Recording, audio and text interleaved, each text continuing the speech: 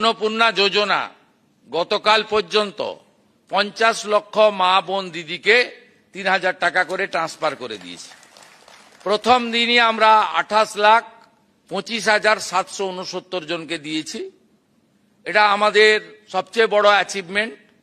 এবং এখানে ফর্মে প্রথমে সমালোচনা হয়েছিল 2-3 দিন, কিন্তু পরে সবাই বুঝেছেন যে সরকারের টাকা, জনগণের টাকা, ট্যাক্সের টাকা এভাবে জলে ফেলা যায় না।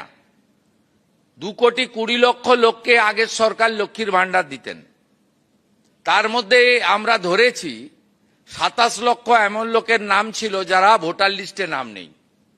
আমরা কেবলমাত্র সিএএতে যারা অ্যাপ্লাই করেছেন 1,21,000 এখন অবধি, 19,000 সার্টিফিকেট পেয়েছেন, 1,02,000 সার্টিফিকেট পাওয়ার জন্য অপেক্ষায় আছেন। আমরা তাদেরও আমাদের দিক থেকে কেন্দ্রীয় সরকারকে সাথে নিয়ে আমরা ক্লিয়ার করব।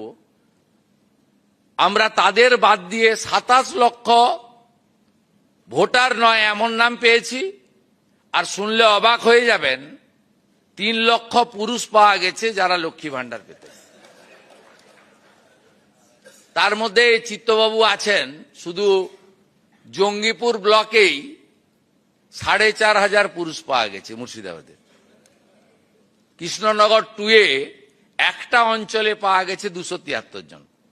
কি ভয়ঙ্কর দুর্নীতি!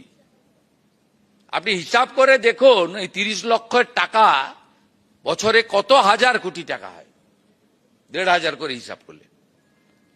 অতএব আমরা খুব স্বচ্ছতার সঙ্গে আমরা যা করছি, এর সুফল আগামী 50 বছর এই রাজ্যে সরকার পাবে।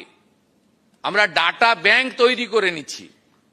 আপনি ভাবলে অবাক হবেন, বিধবা ভাতাও পুরুষদের দিয়ে গেছে। এ যেখানে হাত দেওয়া হচ্ছে তো ব্রিগেড প্যারেড ময়দানকে জেল বানাতে হবে। আপনি যেখানে হাত দিচ্ছেন, কেউ আসবেন নবান্নতে, আমার টাইম নিয়ে চা খাওয়াবো আপনাকে, আপনি যেখানে হাত দিবেন সেখান থেকেই পচা দুর্গন্ধ বেরোচ্ছে।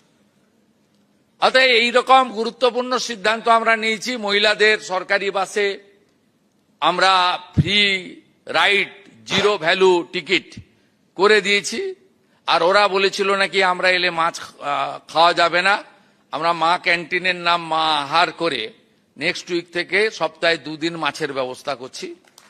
আমি আশা করব তৃণমূলীরাও গিয়ে ওখানে 5 টাকায় মাছ খেয়ে আসবেন।